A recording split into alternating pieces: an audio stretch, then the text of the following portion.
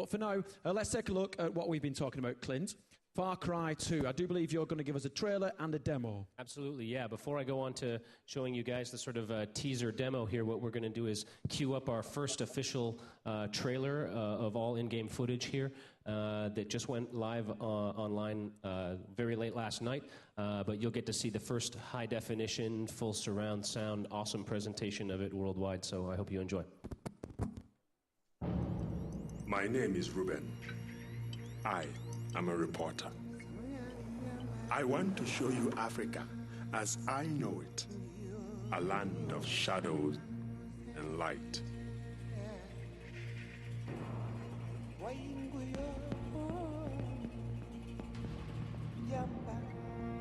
There is one shadow I've been chasing, the same one that you seek. You may know him as the Jackal. Where he hides is not known, but his power can be seen throughout the land. If you want to hunt this merchant of death, you must descend into his world. You must become that which you hunt.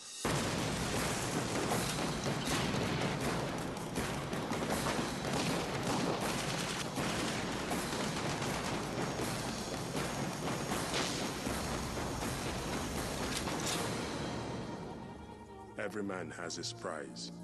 Know that for you, that prize may be your soul.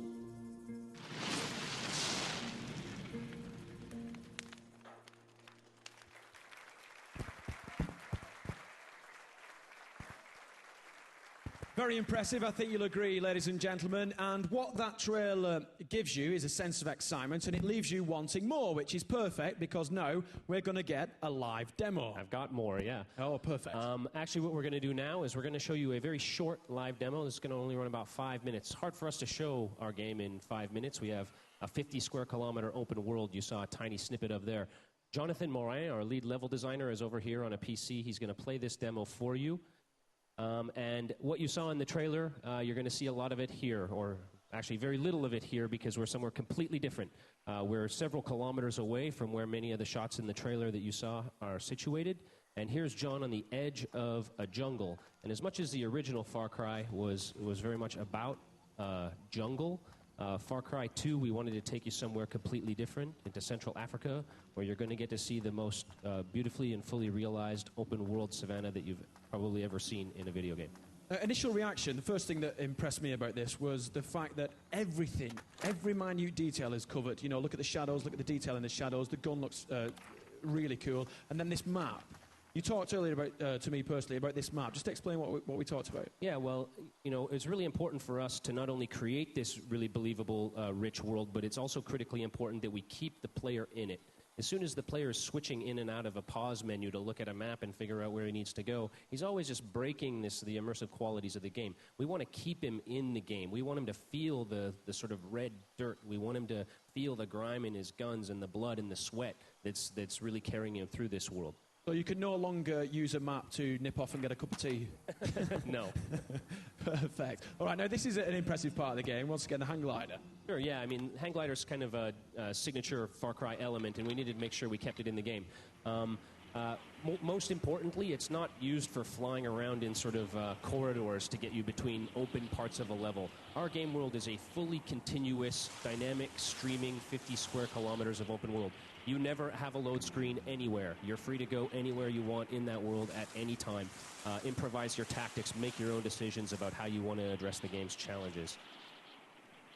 And one thing that is so impressive about this game is you very rarely see something twice whilst playing it. Of course, the world is very, very large, and you get to travel all around it. Obviously, there are certain places you have to go, but there's also lots of time to look around and explore. Right? You see some things twice, you can see zebras twice. There's a pair of them. The animal AI, like the human AI, is autonomous, and they're needs-driven. So these zebras are down here probably to get a drink by the little river there, or to eat some grass or whatever.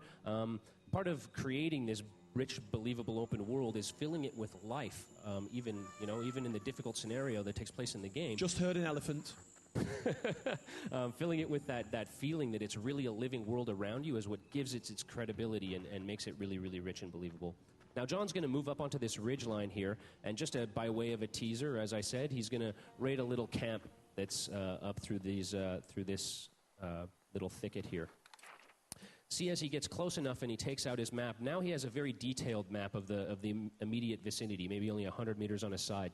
And he can use this map as well as his monocular to kind of scout this camp. And when he spots something like a vehicle, he can press a button which will add information about the vehicles in the camp to his map so that he can begin to formulate a plan about how he might like to handle the problem that's been put in front of him. So the more you discover, the more you look through the monocular, the more you find, the more detailed your map gets and makes it easier to play. Absolutely. I mean, the idea is to give the player the very strong feeling of making rich, elaborate, detailed plans about how he's going to conduct a raid. Like here, he's seen that guard patrolling past. There's a pile of ammunition that's in storage there. He's going to be able to take that, use his monocular to mark that on his map, and then he'll have more information about the location, and he'll be able to make more of a plan about how best to approach the problem of getting through this camp. Let's move in close. Come on. Yeah, he's going to go in.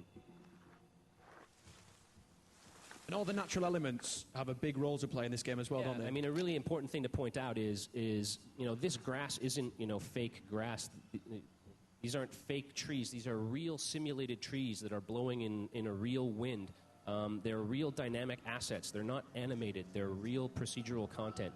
Because of that, he can use those, in combination with things like wind and fire to his advantage. John's actually going to use this mine to set a trap here in case the enemy comes looking for him and decides to use this vehicle with his mounted weapon against him. He'll have it mined up with that explosive there, and then he's going to move over to the side and probably start a fire. John usually likes to start fires. Also, he threw a Molotov into a fuel store there. And these bad guys, once they're hit, they don't give up, do they? No, these guys are pretty tenacious. They're maneuverable, they're fast, they're aggressive. That's why, he needs to have a good plan to make a raid on a camp like this. Look at this fire that he's got going. This is completely cut off one side of this camp. The AI isn't going to be able to maneuver there. The AI isn't going to be able to respond with that fire cutting off their approach or their escape. And this isn't scripted. Everything that's happening here is systemic and dynamic. John's improvising as he fights. He's picking his targets. He's using the information he gathered. And you can see the village beside him is completely in flames. It's procedural fire. It's not scripted. It's not fake. This is a fire that spreads in the direction of the wind, consumes the assets. Here's an enemy using a truck to try and take him out. So not everything is written in concrete. Not everything is, you've got to go here, you've got to go there. It's not that not everything is written in concrete. It's that nothing is written in concrete. It's a really organic, dynamic system. Oh, we've got out the heavy artillery now.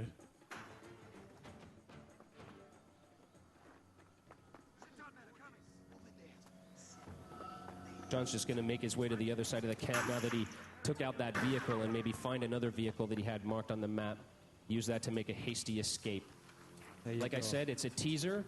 We have a full 20-minute demo in theater showing off completely different locations, completely different gameplay that you're all welcome to come and see tomorrow. And in addition to that, we have a full hands-on demo on Xbox, PS3, and PC. And you will get to see that, in fact, all of the console versions are running exactly the same game as you're seeing on PC here right now. Great stuff. I think you'll agree. Thank you very much, Clint. Thanks very much, Vernon. Perfect.